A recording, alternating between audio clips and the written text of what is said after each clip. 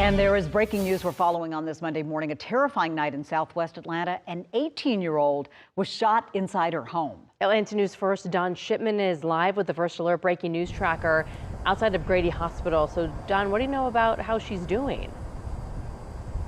We know that she was rushed into surgery during the overnight hours after being shot in the back. And here's the thing with this. Police are saying that someone was shooting into her home from the outside. You can take a look right here. Her home there turned into a crime scene during the overnight hours. This is on McDaniel Street in the 1100 block just off of University in the city's Pittsburgh neighborhood. Police say someone walked or drove by and fired into her house.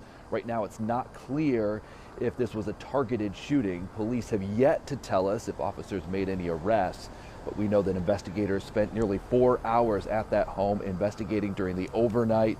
We're working to get an update on the girl's condition. Once we do, we'll pass that information along to you. We're live here outside Grady Memorial Hospital. Don Shipman, Atlanta News First. Thank you.